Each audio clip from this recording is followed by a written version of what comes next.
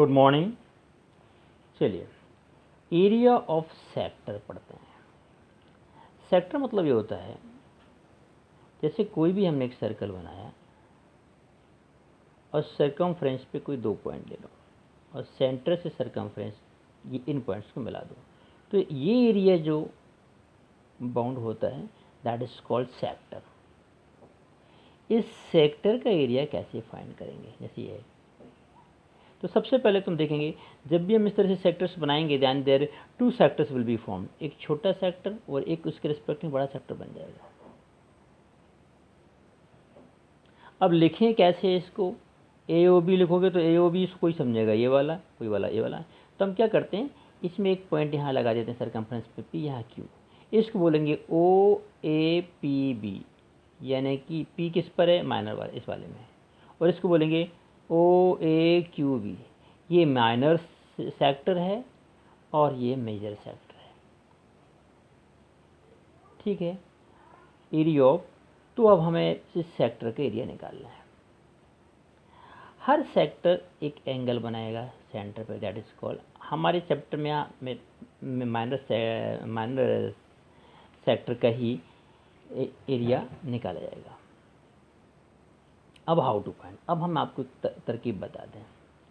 Radius जो circle की है वो सेंटर की सेक्टर की है, ये इसका एंगल है। अब आप ज़रा यहाँ आइए, ये एक छोटा सेक्टर है, इसका एंगल थीटा है, तो इसका एरिया छोटा है। अभी हम थीटा बढ़ाते जाएं, जितना बढ़ाते जाएंगे एरिया उतना बढ़ता जाएगा। सपोज ये पूरा 90 हो गया, हाफ हो गया, तो पूरा सेक्टर भी पूरे सर्कल का कितना हो जाएगा, हाफ। कहने का मतलब है जो इस सेक्टर के एंगल और ये एंगल पूरे सर्कल के एंगल का कितना, हाफ है, तो इस सेक्टर का एरिया भी पूरे सर्कल का कितना है, हाफ है। यदि सेक्टर का एंगल 90 है मतलब पूरे 360 का 1/4 है, तो ये एरिया भी पूरे सर्कल का 1/4 होगा, है कि नहीं।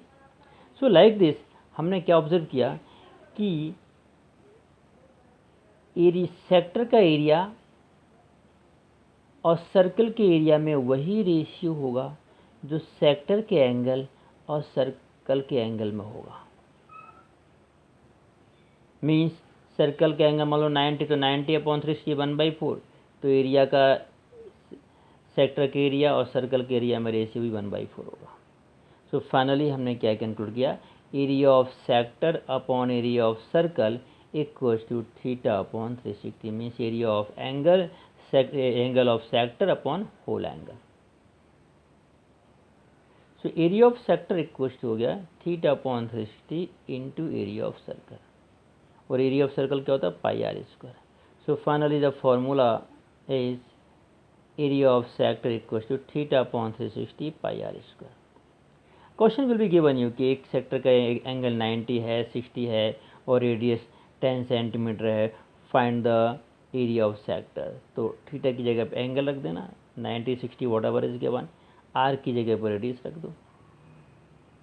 हाँ, अब आपको कंफ्यूज करने के लिए कुछ और तरीके से ये बोल सकते हैं, जैसे कि बुक में क्वेश्चन है, कंफ्यूज नहीं करना, उसमें क्लियर आपको बता रहे बुक में क्वेश्चन एक्सरसाइज में कि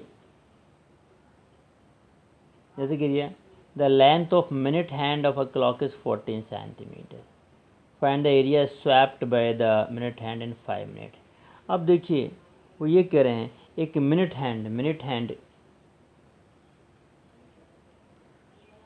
एक घड़ी का मिनट का कांटा, इसकी लेंथ कितनी, 14 सेंटीमीटर, तो ये तो क्या होगी रेडियस, और ये 5 मिनट में इतना घूम गया, तो बताओ कितना एरिया चला। अब 5 मिनट बोल दिया, एंगल नहीं दिया उन्होंने। तो देखिए घड़ी में ये कितने मिनट होते हैं, पूरे 60, और एंगल के हिसाब से कितने डिग्री होते हैं, 360, मतलब 1 मिनट इक्वल्स टू 360/60 मतलब 6 डिग्री। 1 मिनट में ये 6 डिग्री चलता है, ठीक है ना। तो 1 मिनट इक्वल्स टू 6 डिग्री मतलब 5 मिनट इक्वल टू 5 इंटू 6 में 30 degree. So indirectly angle you have to take 30. ठीक है, angle you have to take 30 degree. So in this way directly they will not give you angle or they can give you any hint. ठीक है, तो angle या radius को से छुपा लेंगे. But area of sector equals to theta upon 360 pi are square. Length of arc अगला आता है. मान लो ये सर्कमफ्रेंस है और सर्कमफ्रेंस पे हमने कोई 2 पॉइंट लगा दिए ए बी, तो ये वाला हिस्सा कहलाता है arc. How to measure the length of this arc? This is not a line segment. तो इसका भी मामला है. ये भी सेंटर पे थीटा बनाएगा. जितना बड़ा एंगल बनाएगा उतना ज़्यादा लेंथ ऑफ आर्क बढ़ती जाएगी. जब ये एंगल 180 हो जाएगा तो पूरा लेंथ ऑफ आर्क पूरे सर्कमफ्रेंस का हाफ हो जाएगा. मीन्स इसके एंगल और सर्कल के एंगल में वही रेशियो होता है जो लेंथ ऑफ आर्क और सर्कमफ्रेंस में होता है. So length of arc upon circumference equals to theta upon 360. So length of arc equals to ये 2 पाई आर यहाँ मल्टीप्लाई हो जाएगा. Theta upon 360 into 2 pi R. ये लेंथ ऑफ आर्क का फॉर्मूला हो गया. So you have to use here this one, length of arc. चलिए अगला क्वेश्चन हम बताते हैं. अब अगली चीज़ बताते हैं सेगमेंट. सेक्टर सीख लिया, length of segment. Look at this circle. Circle पर हमने एक कॉर्ड ले ली ए बी.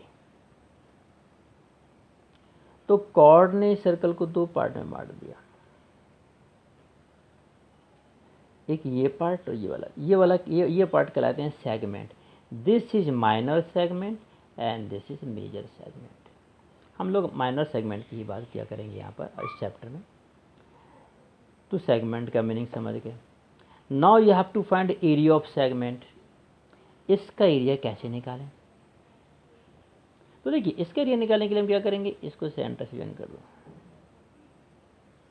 बीच के लिए थोड़ी देर के लिए हम लाइन को भूल जाते हैं. तो ये क्या हुआ, सेक्टर. तो एरिया ऑफ सेक्टर में से ये ऊपर का ट्रायंगल क्या कर दें हम, माइनस. तो जो बचेगा दैट इज सेगमेंट. तो कॉन्सेप्ट बना area of segment equals to area of sector minus area of triangle A O B. यहाँ पी क्यू है तो ए ओ पी जो भी है, but triangle sector minus triangle. अब एरिया ऑफ सेक्टर तो हम सीख चुके हैं, pi theta upon 360 pi are square minus area of triangle A O B. अब इस ट्रायंगल ए ओ बी का एरिया हमें निकालना पड़ेगा. अब ठीक है, अब ये एंगल जनरली आपको दिए जाएंगे. मान लो 90 डिग्री दे दिया तब तो ठीक है. रेडियस मान लो 5 है तो 5, तो ये राइट एंगल ट्रायंगल हो गया. हाफ 5 इंटू 5 हाफ 10 इंटू 10 करके निकाल लेंगे. ये रेडियस ये एंगल मान लो 60 डिग्री दे दिया, तो ये 60 है तो बाकी इन दोनों ये दोनों तो साइड आपस में इक्वल है, तो ये दोनों भी 60 हो जाएंगे, इक्विलेटरल ट्रायंगल बन जाएंगे. Then you can use the formula of equilateral triangle and you can find the area. कभी कभी मान लो 120 दे दिया, then what will I do, या कोई भी डिफरेंट एंगल दे दिया, तो क्यों ना हम एक कॉमन फार्मूला बनाए, जो कि बुक में नहीं हम आपको बता देते हैं. तो हमने एक कॉमन कॉन्सेप्ट लिया एरिया ऑफ सेगमेंट का. अदरवाइज फार्मूला तो यही है. तो देखिए हमने क्या किया, suppose the angle is theta. Angle तो थीटा है, रेडियस आर है. तो हमने यहाँ से एक परपेंडिकुलर डाल दिया इस पर, फिर राइट एंगल ट्रायंगल बन गया. इसका नाम रख दिया बी एम. तो थीटा, ये परपेंडिकुलर है, ये बेस है और ये हाइपोटेन्यूस है. तो B M upon O B, perpendicular upon hypotenuse, B M upon O B क्या बना, साइन थीटा. तो B M equals to O B sine theta. O B is what, radius R, R sine theta. तो B M की value होगी R sine theta. So now area of triangle क्या होगा, half base into height. Base हो गया O A, height हो गई B M. Half O A into B M means half O A is also R. Half R into R sine theta means half are square sine theta. अब ये बन गया triangle A O B का area. So अब हम हमारे फॉर्मूले में theta upon 360 pi are square minus half are square sine theta लिख देते हैं. And half are square you can take common. So बचा theta upon theta pi upon half चला गया तो 180 माइनस साइन थीटा। ये हमारा एरिया ऑफ सेगमेंट का फॉर्मूला है। लेकिन समस्या तो हमारी अभी बन रही। अब हम सीधे आर दिया रहेगा हमारे लिए और थीटा मान लो ने 90 दे दिया तो, और आर मान लो 5 दे दिया तो यहाँ 5 रख देंगे, यहाँ 90 रख देंगे, 90 से कट जाएगा 2 पाई/2, यहाँ साइन 91 निकाल दोगे। 60 रख दिया तो काम बन जाएगा, 45 दे दिया तो काम बन जाएगा। अभी भी समस्या यदि 120 दिया तो क्या करें? तो हम आपको थोड़ा सा 11th का एक फॉर्मूला बताते हैं। साइन थीटा इक्वल होता है 2 sin θ/2 cos θ/2। ये हम एक्सप्लेन करेंगे आपको 11th क्लास में। तो अब हम साइन थीटा की जगह हम ये वैल्यू डाल देते हैं 2 sin θ/2 cos θ/2। ये फार्मूला भी यूज़ कर सकते हैं। तो half are square theta phi upon 180 minus 2 sin θ/2 cos θ। अब थीटा मान लो 120 है, ये 120 एंगल बना, तो अब यहाँ 120 डाल देंगे। 120/2 मीन्स 60 sin 60 cos 60। अब sin 60 cos 60 की वैल्यू तो हम जानते ही हैं, ऐसे रख देंगे। हाँ, आपको जानबूझ के ऐसे 43 एंगल नहीं देंगे जो आपके टेबल में नहीं आता, ऐसे एंगल देंगे जो आप निकाल सकते हैं। तो इस तरीके से लाइन से एरिया ऑफ सेगमेंट का भी हमारे पास फॉर्मूला हो गया। Today you have to attempt beginning के कुछ क्वेश्चन, कोशिश करना है, हर हाल में सॉल्व नहीं करना। तो I will explain tomorrow, but जितने बन सकते हैं कुछ आपको तो उसको करना है। पूरी एक्सरसाइज सॉल्व करके नहीं रखना है, 2 3 4 शुरू के, ठीक। Otherwise tomorrow I will explain all the questions. Okay, thank you very much.